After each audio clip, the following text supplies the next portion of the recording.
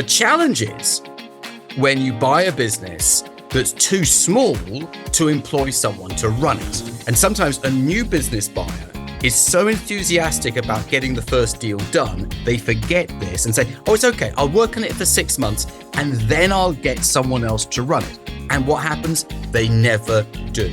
And now they're trapped inside the business. Now, Jonathan, I know with some of your students, you get concerned that rather than buying a business, they've bought themselves a job. Now, how does that situation happen and how do you avoid it? Well, I think it comes down to a couple of things.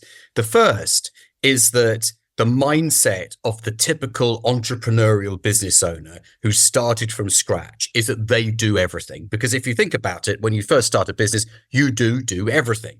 You answer the phone, you deal with the sales, you deal with the suppliers, the customers, you do absolutely everything.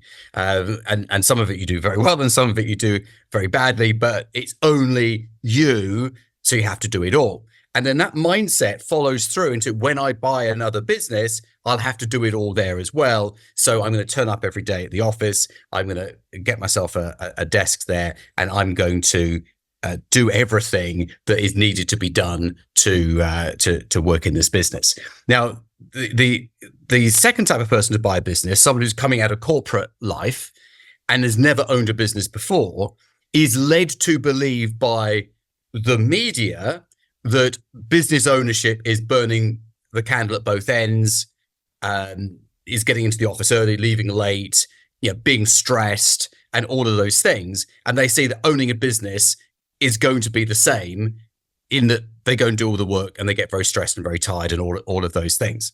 But you've got to stop thinking like that.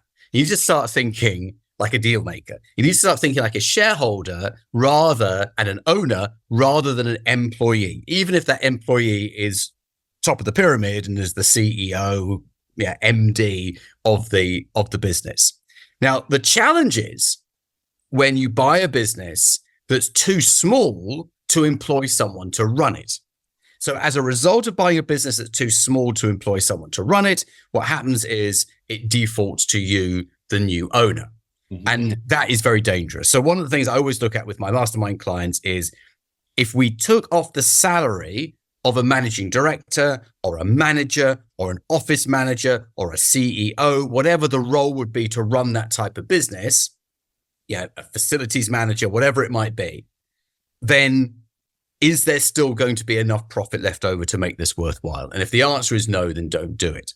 Because the small businesses create this job environment for the owner. And sometimes a new business buyer is so enthusiastic about getting the first deal done, they forget this and say, oh, it's okay, I'll work on it for 6 months and then I'll get someone else to run it. And what happens? They never do. And now they're trapped inside the business.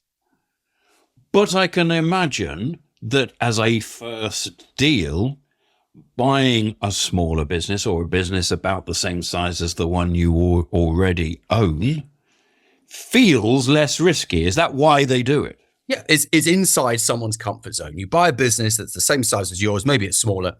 It feels inside your comfort zone. You know what you're dealing with. You're used to doing all the jobs, and therefore it's not uncomfortable for you to go and do all the jobs, but you're actually creating a bigger trap for yourself than your existing business.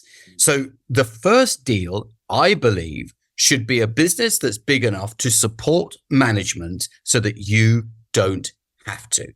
And if you get that right, then you will find it so liberating. It will give you the time and the headspace to go and do another deal. You see, the danger of buying a small business and getting wrapped up in the day-to-day running of it is that you don't then have the space to go and do another deal.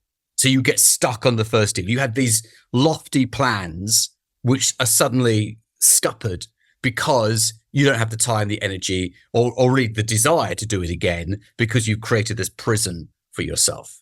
You own a business and you're serious about growing via acquisition, you need to be part of my mastermind group. This is where I hold your hand all the way through your first deal to get that first deal done. I've put some information in the video description below. And I can imagine that another scenario where you might end up having bought yourself a job rather than a business is if you buy a business in an unrelated sector and you feel you need to know about that sector, learn about that sector more. So you say, well, I'll just run it for a few months so I get to understand the sector. Does that happen? Well, yes, because what happens is you say, I'll do this for a few months so I understand the sector. A few months turns into a few years before you know it. You become indispensable in the business. See, entrepreneurs are very good at becoming indispensable because we want to be important and we want to be, we want everything to revolve around us. So we become very good at getting into the nooks and crannies of the business and holding on so tightly that we can't be dislodged. Now, that is actually what devalues a business as the buyer. Buying a business that is so heavily dependent upon the owner means that it's a business that is more likely to be fragile once the owner is removed, forcibly removed from the business. So it's critically important to get that first deal right.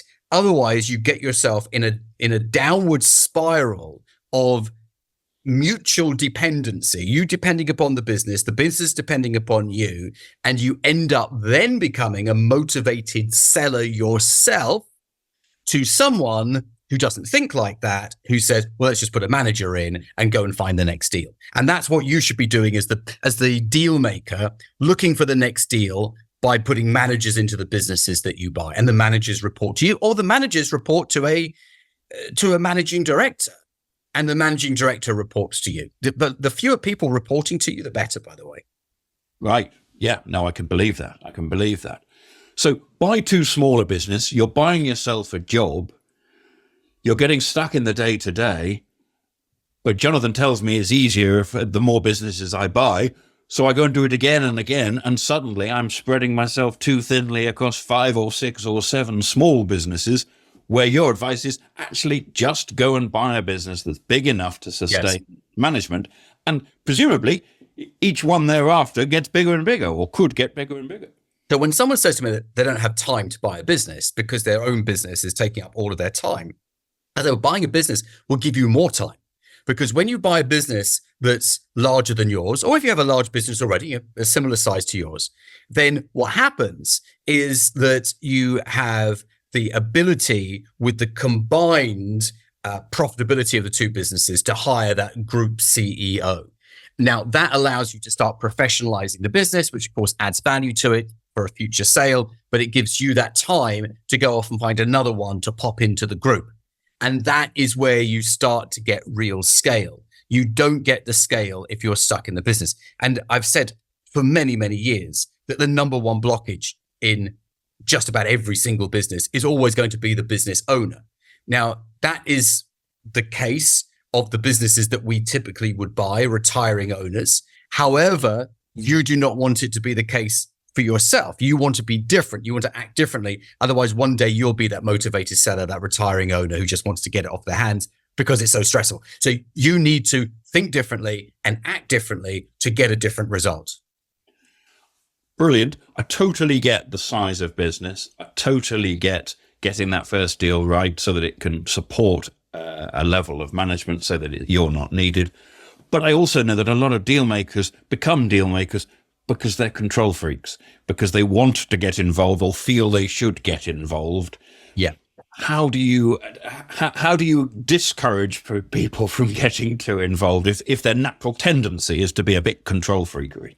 That's a great question. On Mastermind, we spend a lot of time on mindset, on getting out of your own way, of stopping yourself becoming that blockage. Right. And if you recognize that you are the control freak who wants to know everything that's happening, very quickly you realize that in actual fact, you're a far more effective owner if you aren't involved with all the emotional details. This member of staff fell out with this member of staff, and this person's always arriving late, and we have to put this person on a disciplinary. If you're not involved in that and you just see the end result, you start managing by numbers. So you make sure your revenue is moving up and your profitability is moving in the same direction and your costs are under control. Then quite frankly, who's falling out with who in the office should be someone else's problem, because that is where you lay awake at night turning it over in your mind. That is what stresses you out. Yeah, at one point I had 375 staff, and I can absolutely tell you from very, very bitter experience, is when you get involved in those things, that's where the stress starts. So you need the management team as a buffer between the business and you. And that means you don't have a job in the business. Your job, if you want to call it that, but your job, or your role, I should say, is to grow the group, think strategically, and then plan your exit. And that is where you get the very best upside for your time, for your experience. You can take all those years of business experience and use it to grow the business rather than operating the business. And quite frankly, operations are really where the headaches are. It's not where the money is, and you need to get out of them as quickly as possible.